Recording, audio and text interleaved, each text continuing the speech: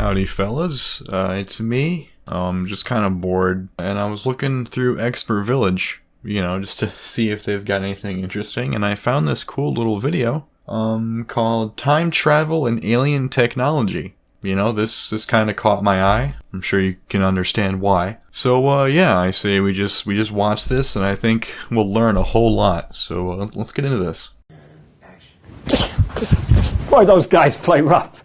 Okay, now, we're off to a hot start. God damn, chill. My man's tweaking. With regard to teleportation, it is certainly possible that ETs have developed that. And not just the way we see it on Star Trek. Okay, so ETs, I assume he means extraterrestrials, meaning aliens, can teleport, but not in the Star Trek way, apparently, whatever that means. I don't know what kind of teleportation they have then. Do they have, like, ender pearls or some shit? Like, what are we talking here? I don't know.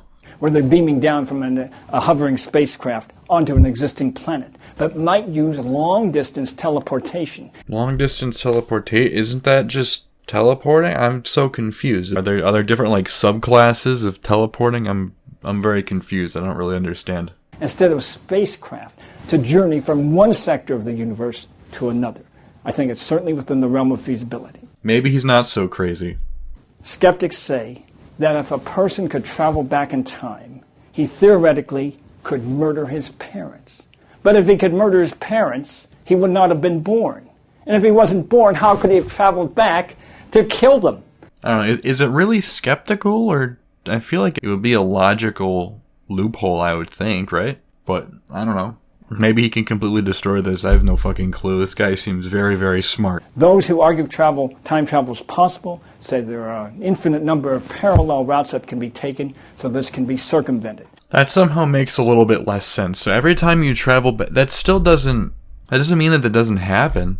It just means that you go to a different reality where you just avoid the consequences of what you've just done. So in the end, did you really circumvent it, or did you just give the problems to another you? Think about that in your noggin. Put that in your pipe and smoke it. And that could actually account for why ETs seem to avoid contacting us, because they don't want to disrupt the past, because any disruption of the present could affect the future. So this guy, I guess, is assuming that all aliens are time travelers from the future. But what I don't understand is that if they are here, then they're not from the future, they're in the present. But they're also separate from the future, so it wouldn't matter if they interacted with us or not. Because no matter what happens, it impacts the future. So it's kind of a shit theory right there. However, one of the hunters on the platform slipped off.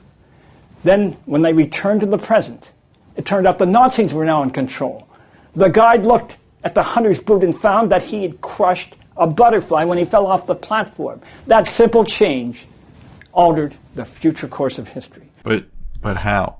I absolutely understand where this is and how the whole thing fits in, but I mean, let's just take a second to think about how fucking wild that conclusion is. You step on a butterfly and all of a sudden the Nazis run the world. I mean, that is just the wildest thing. So that could be one reason why ETs are not visiting us and making their presence known. They don't want to affect us because they're from Earth's future. I just don't think that's it. I really don't think that's it, because they're not from the future, they're just from really far away. Other reasons why ETs might avoid us, not, let's say, land on the White House lawn, has to be taken to our leader. I've listened to that 2 or 3 times, and I have no idea what he just said there. I heard like White House. I actually have no idea what this guy fucking said. From the 1967 sci-fi flick, Journey to the Center of Time, starring Scott Brady and Gigi Perreault.